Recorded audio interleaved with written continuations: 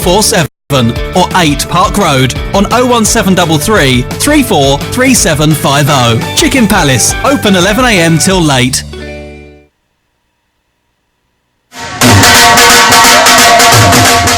दोस्ता की परेशान है जरा कर है ना सारा सौदा मुक्या वा मुल्का विच पैसे भेजने हूं नहीं अमार फूड वाले की फोन खड़का ते फ्री लोकल डिलीवरी कार मंगवा आलाता उथे क्या स्पेशल आ उन्हां की लबाई हाइजीन विच ग्रेड 5 चीजें चंगियां मियारी ते सस्तियां ते नाले ऑफरां ही ऑफरां और क्या ताजा गोश्त ताजी सब्जियां ते फ्रूट आटा चावल दालां मसाले ते जूस सारे बिल जमा करने गैस ते इलेक्ट्रिक ने टॉप अप भी करने पाकिस्तान पैसे बिल्कुल फ्री भेजने मतलब के एक चिड़ी ने दूध छड़ी ते हर शय लबनी जने ने आप उतरा Amar Food Store and Halal Meat 613B Lincoln Road Peterborough telephone 01733 687374.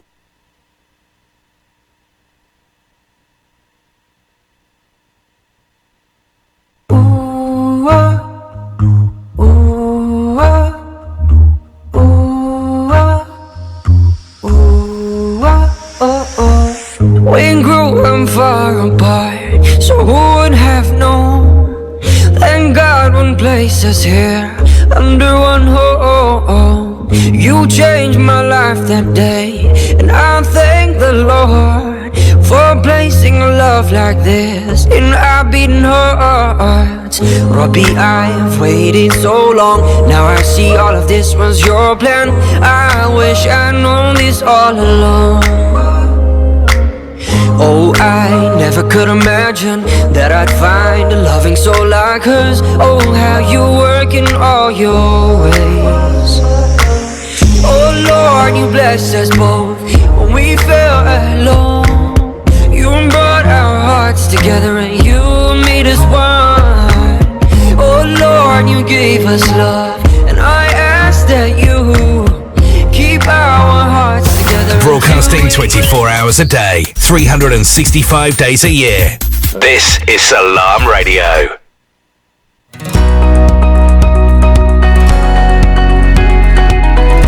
In the heart of Peterborough, this is Salam Radio.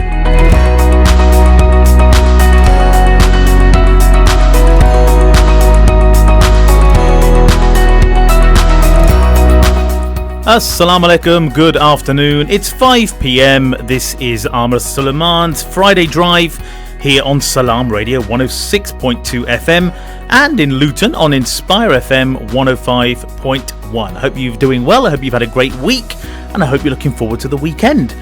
We're also online at salamradio.co.uk. You can listen to us via the TuneIn app, which is for iPhone and Android.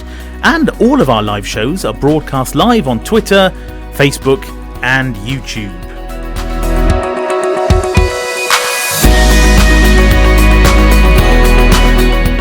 Got another great show coming up for you here on Friday Drive. We've got Joel Lamy coming up in about 4 or 5 minutes time from the Peterborough Telegraph, and he'll be discussing all the week's news for us to get up to speed with. And after the break, I've got a fascinating gentleman who's going to be joining us live in the studio.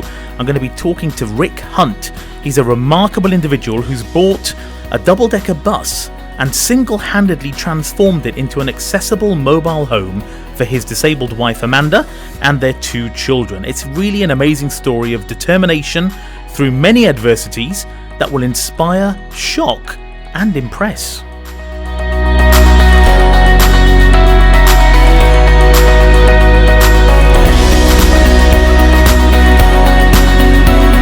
With you 24 hours a day, 365 days a year. This is Salam Radio.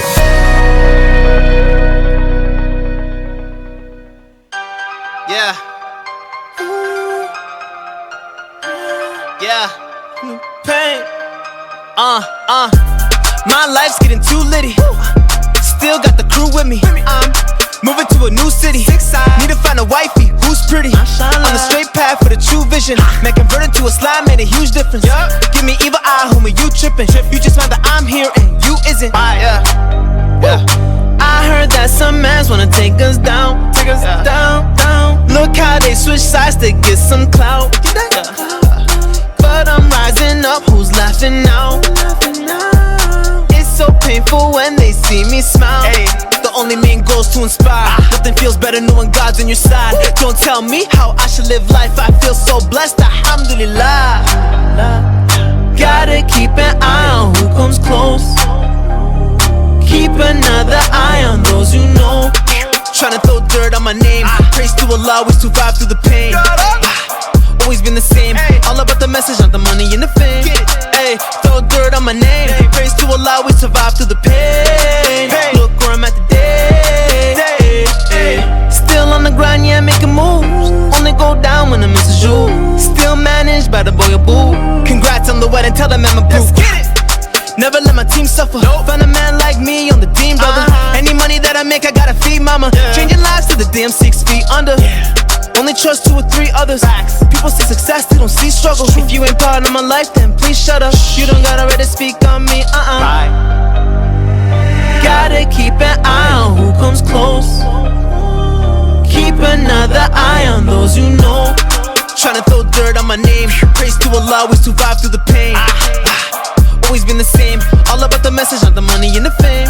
Hey, throw dirt on my name. Praise to Allah, we survive through the pain. Look where I'm at today. Pain, made it through the pain. Yeah, made it through the pain. Yeah, made it through the pain. Jay Dean with Pain, an amazing track. That's his latest release, actually. If, like me, you're too old to understand and follow those fast lyrics, then get on YouTube and look at the lyric video, and it's a very, very deep track. That's Jay Dean, which has been added to our playlist by our very own sister Michelle, our station manager. So you may have heard that already on the airwaves in the last 6 or 7 days on Salam Radio, but I love to play the latest tracks, and that was Jay Dean with Pain. Now remember, this is your community radio station, and that means you can get involved with the shows, and if you want to come on air with your opinion on a topic that's being discussed, give salam or a shout out to anyone, or just ask a guest a question, you can get in touch with us. To get involved, call 01733 602 133. This is Salam Radio. And further to that, if you want to let me know what you think of this show, I take criticism very well, so don't worry. You can leave a comment on Facebook. You can connect with me on Facebook as well, or you can drop me an email to Ahmad, which is AMIR @salamradio.co.uk. I really would love to hear from you. With you 24 hours a day, 365 days a year. This is Salam Radio. Now it's that time where the wonderful Joel Lamy is going to join us from the Peterborough Telegraph to discuss all the latest news in and around Peterborough. Good afternoon, Joel. How are you? Yeah, not too bad, thank you, Emma. How are you? I'm very well, thanks. You had a birthday recently, didn't you, if I remember well from social media? A couple of weeks ago now, yes. Okay, well, forgive me if I didn't wish you a happy birthday on social media. So here's a mightily belated happy birthday, Joel. Thanks, don't worry. I wouldn't worry. That's it. No, I don't tend to check who's written on my Facebook wall. So no problem. So, Joel, thanks as always for joining us here on Friday Drive. Let's get to it.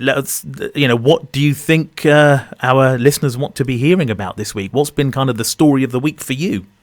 Blimey, I mean, it's tricky because we've had so much news come in this afternoon. I mean, the one story I've done today, which is really sort of hit home. We've had a man from Whittlesea who he bought a sparkler or sparklers for his young children to enjoy.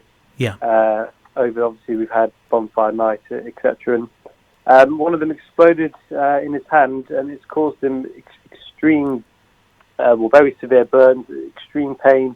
He's off work, and the photos. I mean, you have to almost see on the website the photos. You just show you sort of how bad, he's suffered from it, and it's remarkable because, as he rightly points out, if one of his girls or children had been stood right next to him, yeah, they could have suffered, horrific, life-changing injuries as a result of it. Absolutely. So Joel, this sparkler, it literally exploded. Is that what happened? Yeah, they've actually they've actually had to issue a product recall. It's been sold by a number of different outlets, but it's not the first person who's happened to him. Wow. Everyone, when I look to the other people who've been affected, they just say the pain is just, it's absolutely horrendous from the sounds of it, and they're on strong pain medication Goodness all me. day, and they're struggling to sleep at night, and it's just horrendous to think it's happened to anyone, but also to think that, a child could have been affected as well. It's It doesn't bear thinking about, does it? Quite frankly. no, not at all. Wow. So is he doing okay? This gentleman, is he recovering well? He's got some nerve damage, which is obviously extremely unpleasant, Yeah. as you can imagine. But it's almost like it could be a lot worse.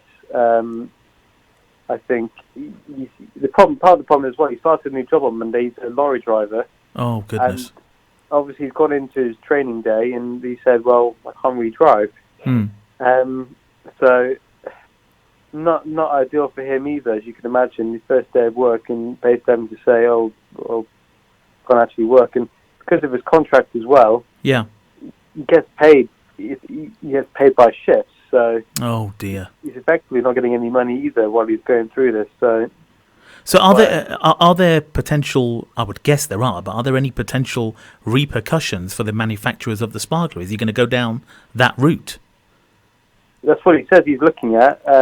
He is looking at legal action. I don't know, obviously, I suppose he'll probably get into manufacturers. Yeah, he is looking at that. He says his motivation isn't obviously to make huge, No, of course. He wants to cover the money he's lost. Yeah, rightly so. So, But I think it's more in principle, isn't it? The principle of it that it shouldn't have happened. And as you said, sparklers tend to be held by children, right, traditionally, and thankfully that didn't happen. But I think just as a matter of principle, he should go down the legal route.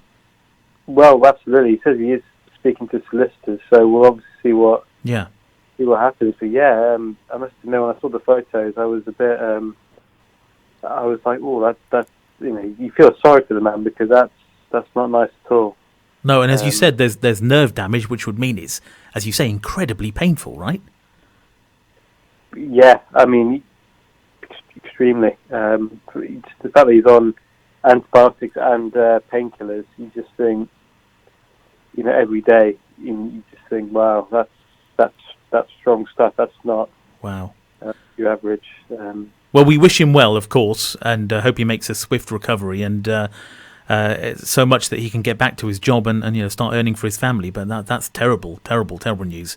Sad news to begin with. What else have you got for us, Joel?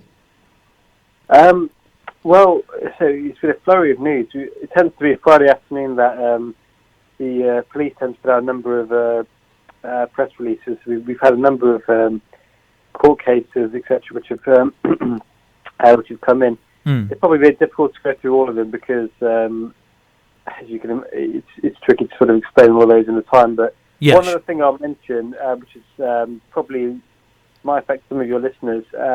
Park Run tomorrow morning at Ferry Meadows has been cancelled. Oh. Due to flooding risk. So anyone listening there who was thinking of doing the Park Run at Ferry Meadows tomorrow, please don't, because you'll find it's not on. Although if you want to go for a run yourself, then of course that's then definitely do that, because it can be a bit of exercise. And of course we have the election. Yeah, big news. This is what we're all talking about, or in my case, or in other people's cases at least, trying to avoid as much as they can. Yeah, it can. I think that there's been so many elections, certainly in Peterborough this year, that I think there's election fatigue, isn't there? And I don't think it's going to help with apathy of voters either, frankly. No, it's funny you should say that. Actually, we did a piece in this week's paper, and it's heading online on Sunday. Literally on that line, is Peterborough fed up? It's voting this year. Yeah. The fifth, some people they've been able to vote.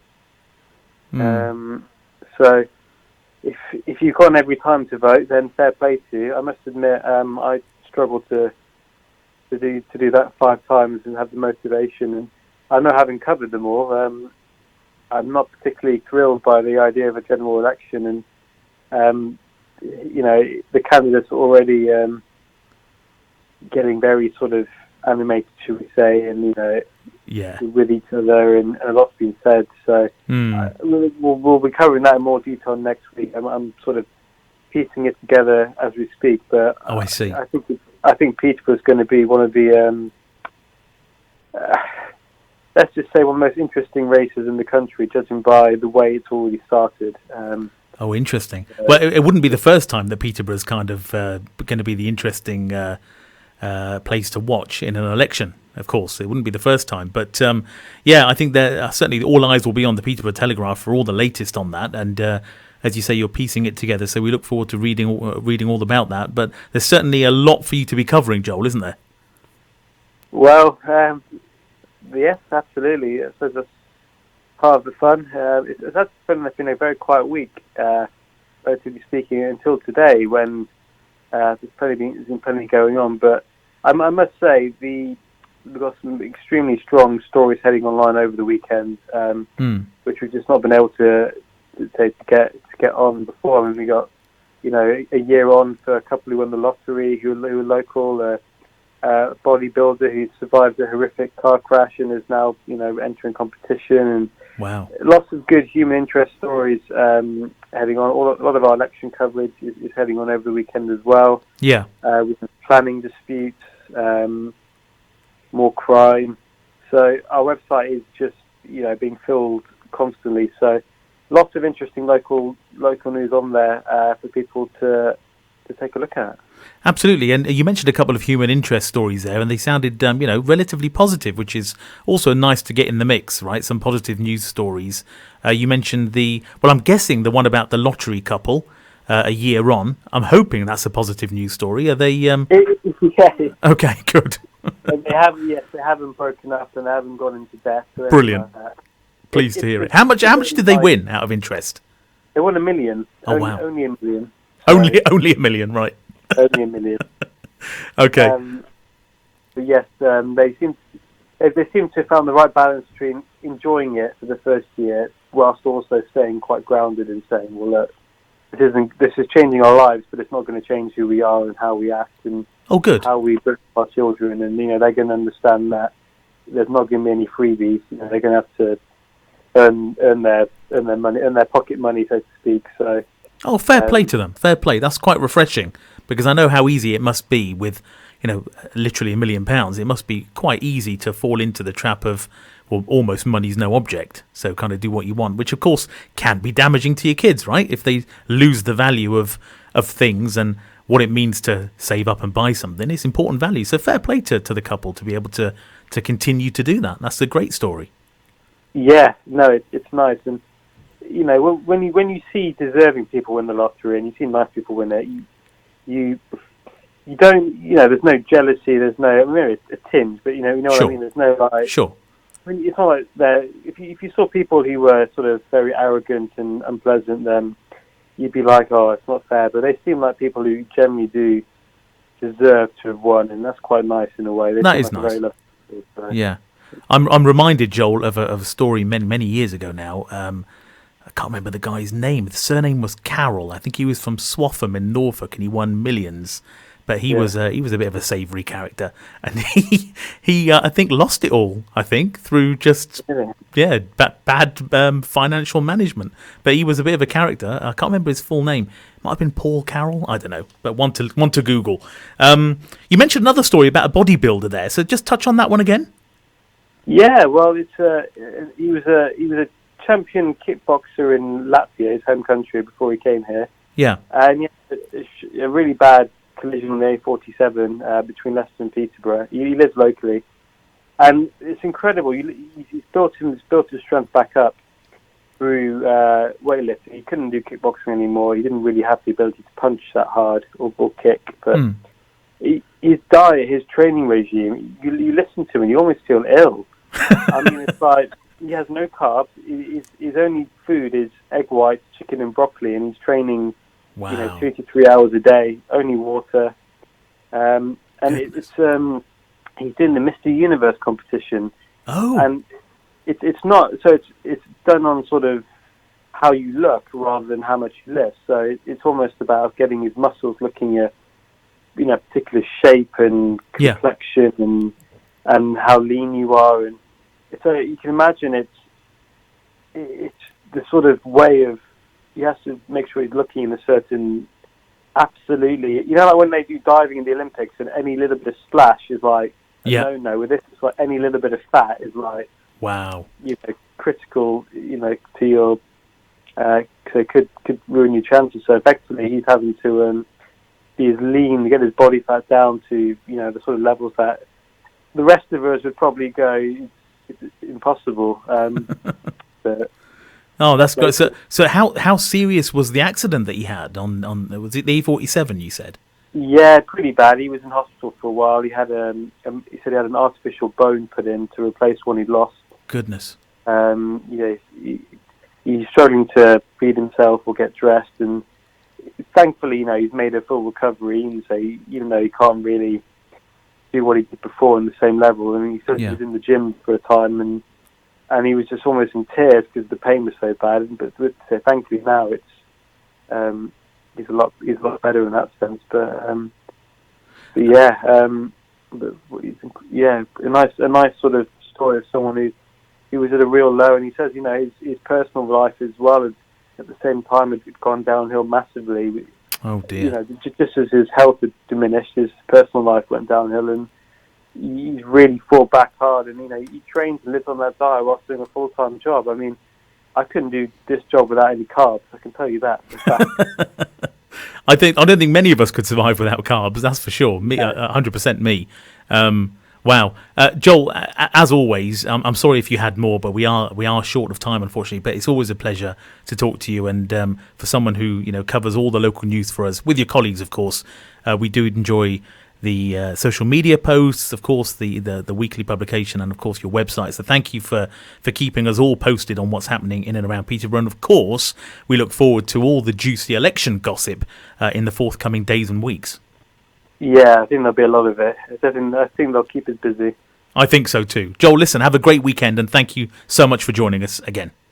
You too. Thanks, Omar. Cheers. Take care. Bye-bye. With you 24 hours a day, 365 days a year. This is Salam Radio. That was Joel Lamy from the Peterborough Telegraph discussing all the week's news. Some nice positive news stories in there as well, which I think is important that we hear those. News doesn't always have to be depressing. And on that note, an uplifting track that our own sister Michelle brought to my attention, which I want to play just to take us into the break before a few community announcements. But this one, you may have heard, it's in our playlist, I'm sure. This is Muad with Live It Up. This is the good life.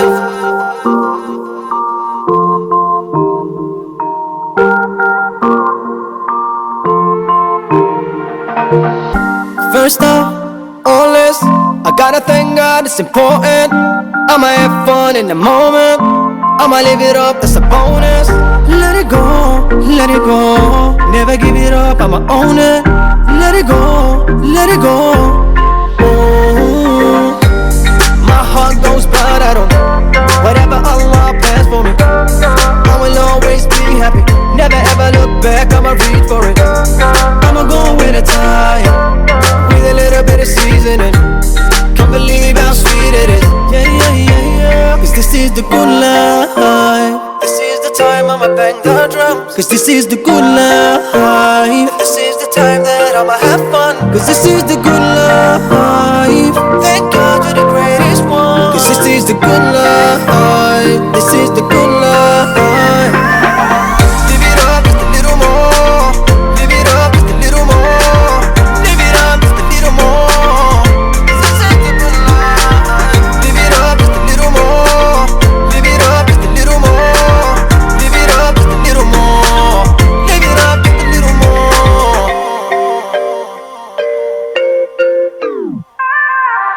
يلا أحبابي من كل بلاد تنادي أغلى يوم حياتي الفرحة اليوم تهني محلاك يا سلام الكل ما يغني محلاك يا سلام ومحلاك يا سلام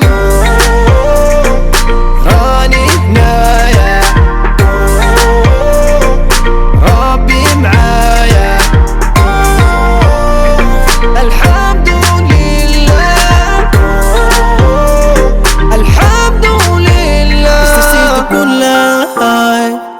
time I'ma bang the drums. Cause this is the good life. And this is the time that I'ma have fun. Cause this is the good life. Thank God you're the greatest one. Cause this is the good life. This is the good life. Live it up just a little more. Live it up just a little more. Live it up just a little more. This is such a good life. Live it up just a little more. Live it up just a little more. Live it up just a little more. Live it up just a little more. Cause this is the good life. Live it up just a little more. Cause this is the good life. This is such a good life. Cause this is the good life. Live it up just a little more. Cause this is the good life. This is the good life.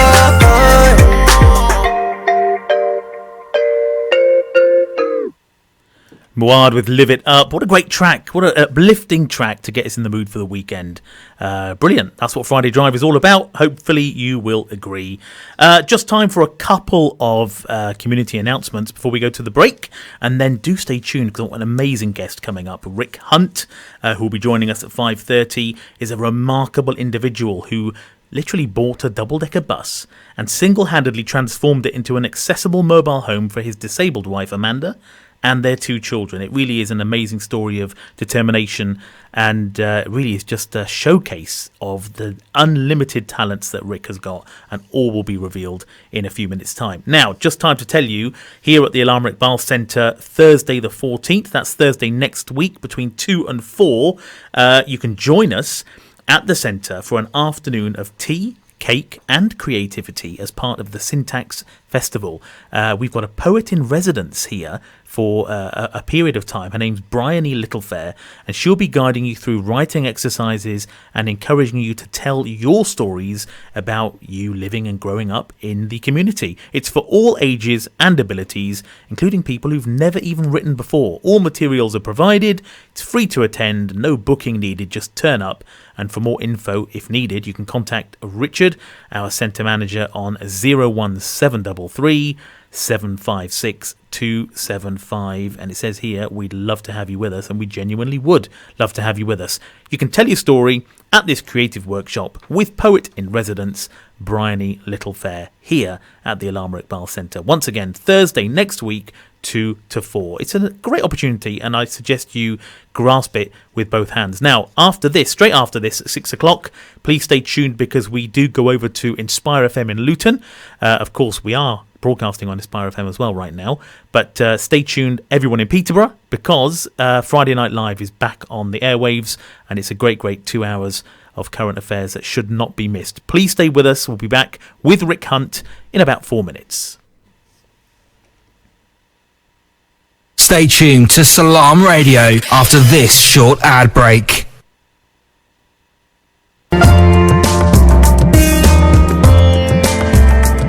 Where can you get high quality and low prices? Amar Food Store and Halal Meat in Lincoln Road, Triangle is the place to go.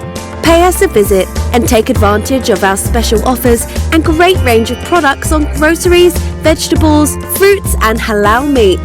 Also send money to Pakistan absolutely free.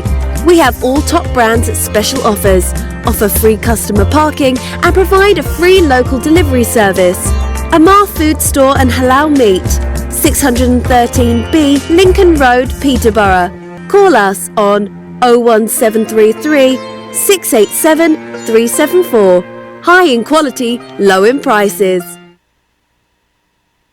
There's a million choices available for dining out in Leeds. But if you want something special, there's only one name to remember. Mumtaz Leeds. Relax in our newly refurbished Riverside restaurant. Enjoy exquisite home cooking from our brand new menu. Upgrade to the Mumtaz Leeds experience. And the price? Well, we're better value than ever before. Mumtaz Leeds, Chadwick Street, Leeds, LS10 1PJ. Call 0113 242 4211. Free car parking available. कोई रत्तियां कमीज़ानी लमाना मारे मामा मिठिया में चीज़ानी मेरा नाम मुकद्दस है और coat मेरा घर है और ये मेरे लिए किसी जन्नत से कम नहीं। हमारे भी कुछ ख्वाब हैं जिनकी ताबीर को हमें पाना है। आइए इन बच्चों के ताबनाक मुस्तकबिल के लिए अपना हिस्सा डालिए। अपनी ज़कात, सदकात, खैरात और इमदाद कोट को दीजिए।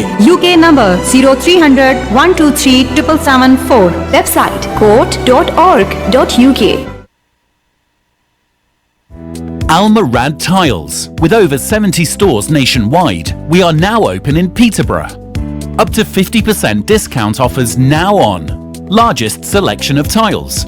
Full bathroom suites from only £189. Paint, LED lighting, laminate flooring from only £7.99. Over 1,000 designs of wallpaper in stock. We have everything you need. Come and visit us at 193 Fengate, Peterborough, PE1 5BH, or call us on 01733 34 58 47. Almarad Tiles, now open.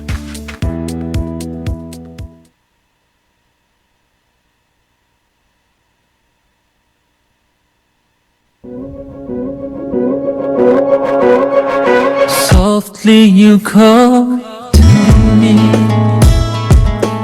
out from the space between, out from eternity, where love finds a path unseen.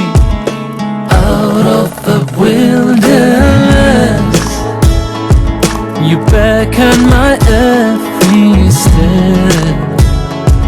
I stumbled sometimes, and yet I never once looked back, 'cause I would see the man I know I used to be. How I was lost before you reached for me. No, I don't know where I would go, what I would do without you, without you. Broadcasting 24 hours a day, 365 days a year. This is Salam Radio. Assalamu alaikum, welcome back, good afternoon. This is of course Salam Radio.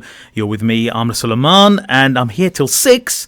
And if you just joined us, you've missed a good first half, I'd like to say. You've missed all the latest news that's taken place in Peterborough, a very important community announcement, which I might have time to squeeze in a repeat of at the end of the show. But I want to make as much room as I can for our next guest. The introduction will kind of blow you away, but the conversation will hopefully top that. So in 2016, after 10 years living a conventional life in Cambridgeshire, Australian immigrants Rick and Amanda Hunt decided to pack their 2 children and possessions into an ex-London double-decker bus to see the world and live every day as an adventure. Now, while their close friends barely batted an eyelid, many people outside their circle were shocked, as the Hunt family had more than a few challenges. All 4 family members have been diagnosed with high-functioning autism, and both Amanda and Rick had spent years confined to wheelchairs. And it's been a huge journey so far for them, just getting to the point where their ex-London bus is almost ready to head off on the big adventure, having taken part in a TV show, namely How to Live Your Life Mortgage-Free, which is also on Netflix. So you can have a look at that. I think it's episode 5, if I remember well. That's with Sarah Beanie. As well as battling through further crippling illness and the small matter of fitting out and preparing the bus for years of reliable service on the open road, with all of the amenities you'd expect in a house, and some you'd never guess would end up in a bus. Now, Rick Hunt joins me now this afternoon. Good afternoon, Rick. It's nice to be here. It's very nice to have you here, all the way from Cambridgeshire, Bedfordshire border, I think is what you told me. Yeah, that's where the bus is at the moment. Oh, that's where the bus is parked up right now. Yeah. Okay. Well, thank you so much for making the journey to come and talk to us today, because I think your story is fascinating, as well as inspiring, and it's just full of courage. Well, I mean, we don't look at it that way, of course. It's just life. We're just doing our thing, and life is the sum of your experiences, and the more you can have, the better you are. Wow. Well, it's a great outlook. You know, you and I spoke yesterday, and your outlook, not just you, but Amanda as well, of course, is, I would say, refreshing and inspirational, and admirable, I would say. So congratulations on your outlook on life. It's fantastic. But listen, it's such a big decision that you made to buy the bus and fit it out according to your requirements. Was it an easy decision? It took about 15 minutes. Wow. I mean, to decide to get on the road and see the world took about 15 minutes. To find the right bus and that sort of thing took a little longer. Yeah. But it was really a no-brainer for us. We knew we couldn't travel in the normal way. Okay. And that if we could live in something and take all of our stuff with us, take our accessibility needs with us, right? Then we weren't travelling. Our house was travelling, and we were going along for the ride. Yeah. Well, that makes perfect sense. Why it would be such an easy decision for you is it was obviously, as you say, a no-brainer. So, but who had that initial inkling of the idea? Was it you or Amanda that came up with the idea? You know, it's really a joint effort with us. Yeah. I mean, we sort of bounce things and vibe off each other. And, you know, I think I may have suggested it first. Right. But I was talking about narrowboats. Okay. And some time ago, we had a little bit of money aside, and the offer of a World War II Catalina aircraft came up. Wow. And we jokingly sort of, but would have actually done it, talked about building some sort of caravan-esque way of living in a Catalina aircraft and fly around. Goodness me. It's just the way we live. Yeah. That fell through, and the idea never really went away. Okay. And we were at that point where we just felt stagnated. We just needed to get up and go and do something. Right. But this was the only way we could see to do it. So you mentioned the narrowboats, and what put a stop to that idea? Well, a few things. The number one thing, I suppose, is it's been done. Right. Everybody's done it. Yeah. Well, not everybody, but a lot of people. Sure. And the other thing is getting on and off all the time to do locks. Ah. So, you know, and of course you move very slow, and the canals don't go everywhere. They Yeah. go a lot of places. They go most of the places we'd be interested in. Okay. But they don't go everywhere. True. Not like the road network. You can't take them to McDonald's. You're up the creek if you want to try that. Absolutely. That would be a sight to be seen, wouldn't it? A drive-through McDonald's just by the canal. Wow. So listen, the outlook that you've got on life, which is the thing that really inspires me in this story. Have you always had this kind of outlook in life, or did this just happen? I grew up more or less on the back of a motorcycle. Okay. Amanda grew up out in the Blue Mountains, which was miles from anywhere. So for us, travelling was just normal. Yeah. It's just what we do. Before we settled down, and we only settled down because we had children. Right. And we were told that when you've got autistic children, you've got to settle down, give them a stable environment, make sure they go to a school. We'd always intended to home educate. Okay. But make sure they go to a school, make sure it's a good one. And we did all of that, and it just did not work. Okay. We couldn't really cope with it. Right. The children didn't like it. The school just didn't understand them the way we do, because, of course, we're all the same. Right. As far as anyone with autism is the same. Yeah. But we've all got the same diagnosis. We know how we work. Okay. And a member of the local education authority said to us, I'm not supposed to say this, but you are the right people to educate your children. No one else understands them the way you do. Wow. You're actually more qualified than most of us to teach them. Yeah. And please don't tell my boss I said that. Of course you'd say that. Or he, of course. But well, that's interesting to hear that. So at that point, had you made the decision when you were told that by the local education authority individual? Had you made the decision? It was within days. So would you say that kind of tipped you over? It certainly didn't hurt. It didn't hurt? Yeah. Okay. So how's the homeschooling gone? Oh, it's terrific. Yeah. It is absolutely wonderful. The thing is, most people have difficulty with the idea of home education in that that idea that maybe they haven't got enough education to do it. Okay. But these days, with what's online, it's really straightforward. And the kids, to be honest, they manage it themselves. Yeah. We make sure they're up to date. We make sure they do their stuff and they're not falling behind. But the things they need to learn are not the things that neurotypical kids need to learn. Okay. And that's why the education system just didn't work for them. Yeah. I mean, they need to learn how to interact. I mean, our children have massive IQs. They can learn anything at all. Yeah. What they don't know is what's appropriate to say to someone. Okay. So, that sort of stuff you can't do online, but that's what we can do for them.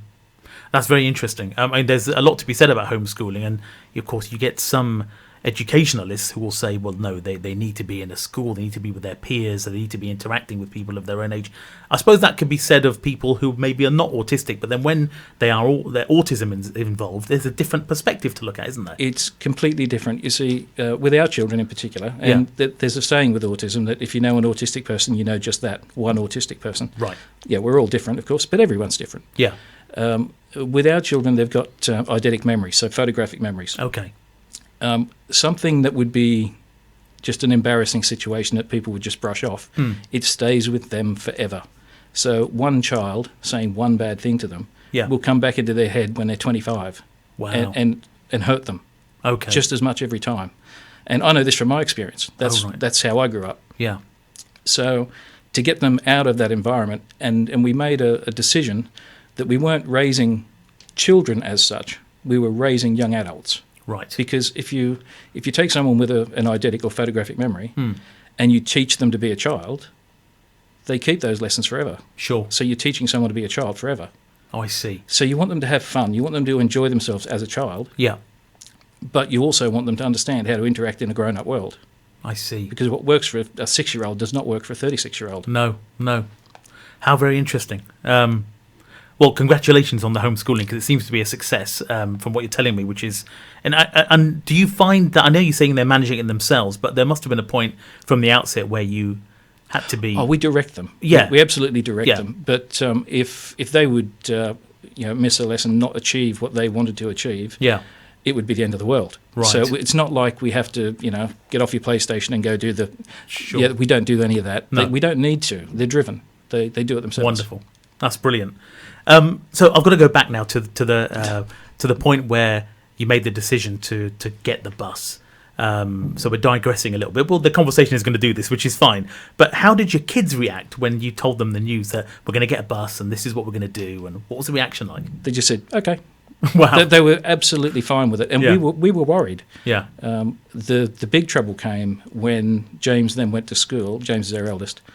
He went to school and told the head teacher, okay, we're going to get a double-decker bus and drive around the world. Right. And, of course, the head teacher called us immediately and said, James has got this strange idea in his head. And we explained, no, it's going to happen a couple of years down the line. Yeah. And we spent 7 hours in the head teacher's office with special needs coordinators and all sorts going through this decision. It was not accepted well. Really? But as it turned out, people who were involved with them at the time and have seen them since have said it's just the best thing you ever did. How interesting. So there was a lot of pushback, clearly. Backlash like I've never seen from a school. I mean, I was a school governor at the time. Oh, were you? At that school? At that school. Oh. And, it was not... let's just say it was frowned upon. I can imagine. Yeah. But it worked, so we're happy. And the kids are happy. That's the most important thing. That's all that matters. Of course it is. Absolutely right. So what does this bus mean to you as a family and as a father? I mean, how's it changed your life? Apart from the fact that you can get in and go wherever you want, how has it changed, I suppose, you as a family? The biggest thing for me is that I have to work differently. Okay. Of course, I can't just, when we're off somewhere else, I can't just go to the workshop and do what I used to do, which some people call me Rick the inventor, but I make stuff for people, generally speaking. But I transferred most of my work into intellectual property work. So I design stuff for people and someone else can make it. Oh. Because frankly, my body's not really up to it anymore, so I just decided to make that choice. Yeah. So there's my difference. For Amanda, the big thing was not having to be locked away in a house. Right. She's in a goldfish bowl. Yeah. She can see everything everywhere. Of course, it's panoramic views, isn't there? That's right. Yeah. So, she's not locked away feeling like she's stuck in a box. Sure. For the children, they're not locked into a regimented system that seeks to control them. They control their own environment, and that works for them. So for all of us, it's been a change. It's not. Yeah. I mean, it's not been earth-shattering. No. But over time, we've really come to love the idea. So we'll come on in a few minutes as to what your plans are for travels in the bus. But from what I saw on the TV program when you were doing that initial build, the ingenuity you had for example, raising and lowering the chair using the inflation and deflation of a tyre was just fantastic. It goes to show just how much of an inventor and an engineer's mind you've got. But and of course the monorail as well for the chair to go up and down the bus. So I'm guessing that's all still there. And yes, So you've not changed any of that side of things. So the accessibility downstairs is pretty much the same. Pretty much the same. But we've added some extra stuff down there as well. Okay. Yep. So the bathroom has, if you can imagine, like reclining chairs, like lawn chairs almost, but they're moulded into the bus, and it's got a waterfall system. So you sit in there, and it's like waterfalls flow over your shoulders, and you just sit there. It's like a spa bath, but you don't need to sit in a bath. Oh, I see. Because of course, if you had a bath full of water, it would splush around everywhere, and it would be terrible. Yes, yes, indeed. So that's now in the lower floor. We've also got dishwasher, washing machine, tumble dryers, all the mod cons. Absolutely everything you'd expect in a house is right there. Wow. And what about? I think I read in some of the notes you sent to me that you don't need to park in a traditional campsite anymore. So no, that was the big thing for us. Yeah, we wanted to get out and see more. Okay, and we spent a bit of time with the bus on a farm site.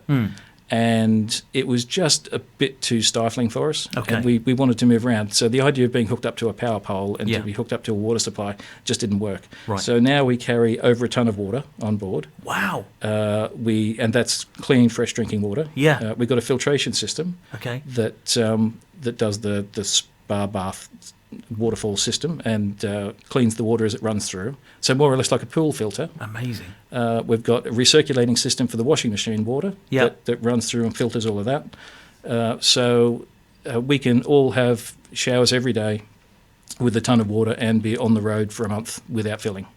So a tonne of water will last you for a month effectively? Yeah, normally it would last a week for 4 people. Yeah. But with the system we've got, we think it's good to change it out after a month. That's amazing, Rick. It really is. Fantastic. How difficult is it to maintain the bus? It's really not that hard. I mean, they're designed to be maintained. Right. That's what they do. You know, they drive hundreds of thousands of miles around cities in the worst conditions, really, for a bus. Yeah. Stop and start and all of that sort of stuff. Yeah. So compared to just idling down the highway, it's really nothing at all to maintain.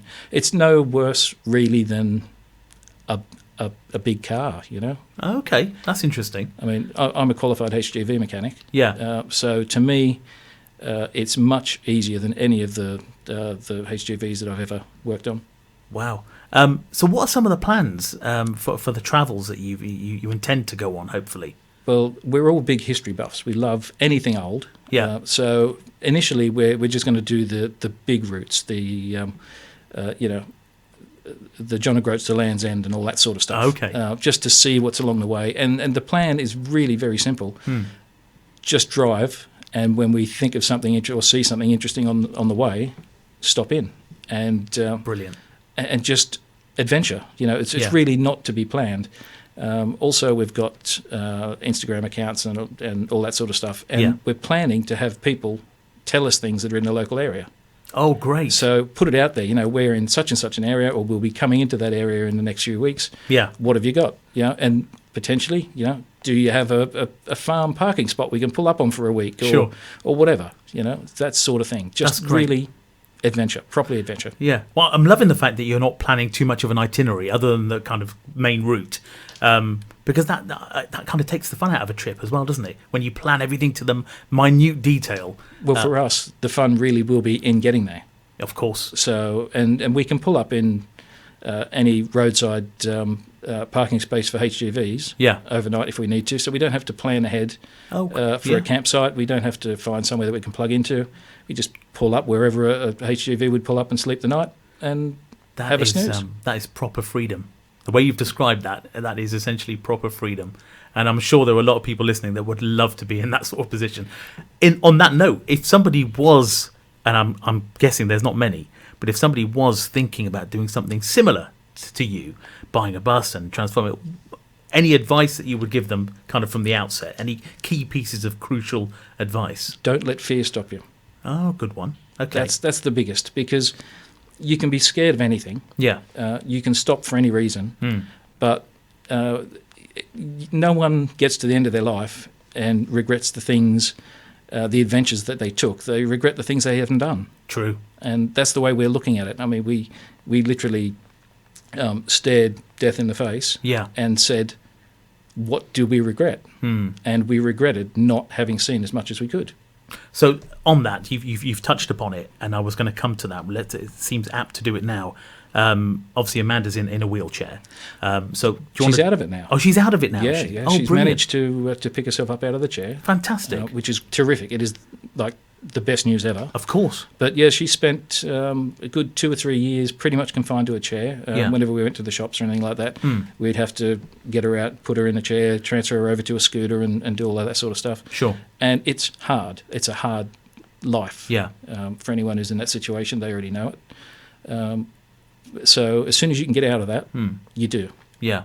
Amanda's disability was a result of a skydiving accident. Is that? Yeah. It's initially it was a skydiving accident. Yeah. But the truth is, we were both adrenaline junkies. Okay. In a very big sort of way. Yeah. And the skydiving accident kicked it off. But it's mostly, I think, it's wear and tear from everything that we've done. Oh, wow. I mean, we grew up in a different place in a different time. Yeah. Riding motorcycles was a normal thing. You Okay. know, go-karts, motorcycles, jumping out of planes. I raced cars for 12 years. Wow. You do stuff like that and you get hurt. Yeah. And you don't really notice it when you're 20. When you're 30, you feel a bit of a twinge. When you're getting up near the 5-0, it's not good. No, I can imagine. But so you've done some crazy stuff compared to normal mortals. You've done some things which people would go, wow. Why would you do that? That's why people who knew us well said, yeah, of course, they're going to live on a double-decker bus. Why would they not? Yeah, okay, so it made perfect sense to them. Absolutely. Yeah, yeah. And of course, you suffered an accident in the workplace, didn't you? Yeah. I think it was an industrial accident. Yeah. So what happened there? A building collapse. I was on a building site and I was on the top floor about 25 feet in the air. Wow. And one of the younger members of the staff didn't put some of the bolts into some of the beams and the building collapsed. Goodness me. So I fell 25 feet, landed on my feet. Oh. And walked away. Goodness me. I cut my wrist on some scaffolding on the way down and thought nothing of it. The next day I was a bit achy. Yeah. And over time, I just developed a whole heap of health problems and no one knew why. Right. And it turned out that I'd broken my back in 2 places. Goodness me. And I just kept going to work. It never even occurred to me that I'd done any serious damage. I thought, if I'm honest, I thought it was the luckiest escape I'd ever made. Yeah. But within 10 years, I was unable to walk. I was in a wheelchair. I spent 18 months in the wheelchair. And I just got so sick and tired of not being able to do things.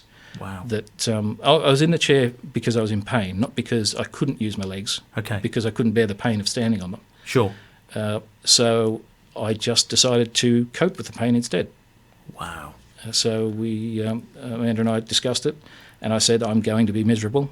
And, if you're willing to put up with that, I'm getting out of this thing and I'm never going back. Yeah. And that's what I did. Wow.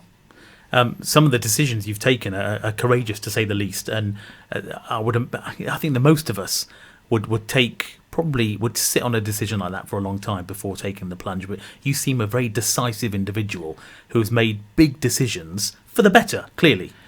Amanda and I have got this idea that if you can't make the decision within 15 minutes, it's probably the wrong decision.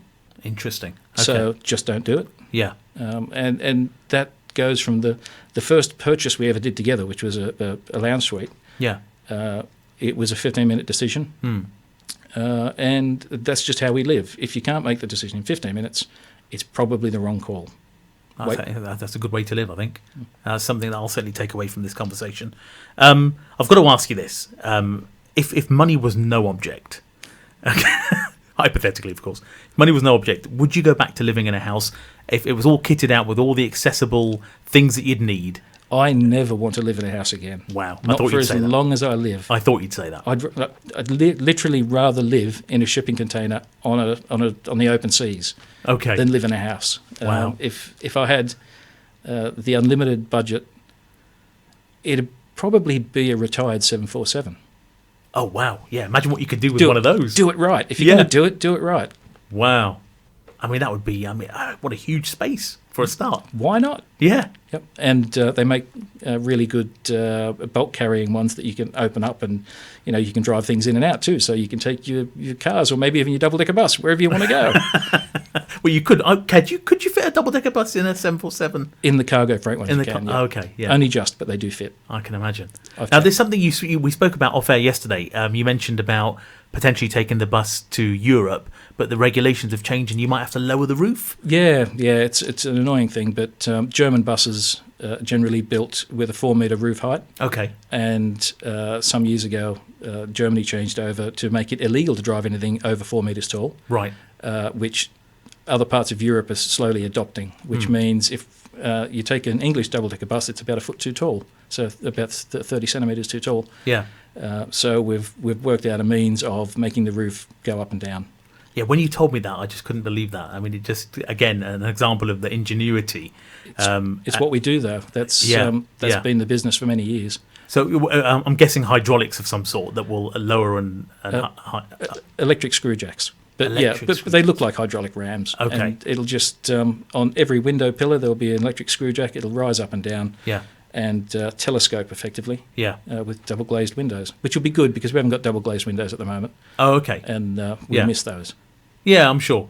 See, it's just another example of a problem comes your way, and most people would say, well, we can't go to Europe then because the bus is too tall, right? But you've just come up with a solution, and you thought, well, we want to go, we need to make it happen. Let's lower the roof. Let's design something, engineer something. But if someone's living in a house and they haven't got enough room, people don't think all that much of getting a builder in and adding on a room. True. It's really not that different, except our roof needs to go up and down, and we need to drive down the highway at 60 miles an hour. I mean, really, that's 56. Yes. It's really not that different. Wow. Well, Rick, listen, first of all, again, thank you for coming in and talk to us. Unfortunately, we're literally out of time. And I wish you well with the project. I know it's going great guns, and I know with someone like you at the helm, with your ingenuity and your skills and your invention capabilities, it will just go from strength to strength. But thank you so much for making the trip down to see us. Never a problem at all. Thank you so much. That was Rick Hunt. I mean, what can you say about Rick and Amanda? I mean, amazing individuals, and their kids as well, who made an amazing decision to live in an amazing ex-London bus. Do check out Netflix, How to Live Mortgage Free for... well, it's not up to date. I mean, that's kind of the first part of the build, but it gives you an idea of exactly what Rick's skills are. This is, of course, Friday Drive. We've got about a minute left, unfortunately, but it does give me time just before we leave you to tell you about one more community event, which is the Saturday, the 23rd of November. This is Thrive 3, which is a vegan Christmas festival. So all you vegans out there, this is for the animals, for health, and for the planet. Over 50 stalls and vendors, ethical products, zero waste, plant-based food, workshops, talks and information. This is 10 till 4 at the Bushfield Leisure Centre in Peterborough. And when is this? Oh yeah, Saturday the 23rd of November. So not too long to wait for that one. Just time to tell you about an affordable art fair. Again, Saturday the 23rd of November. This is at the Colonel Dane Memorial Hall in Alwalton, also Peterborough. This is 11 to 4. For all the details, you can check out paus.org.uk. That's paos.org.uk. Free entry and parking. Again, definitely worth a look. Please do stay tuned to Salam Radio. Coming up in about 4 minutes, we've got Friday Night Live from the team at Inspire FM. Do stay tuned for that. And I'll be with you again in 2 weeks. Thank you very much. Assalamu alaikum. You're listening to Salam Radio, and it's now time for Isha Azan.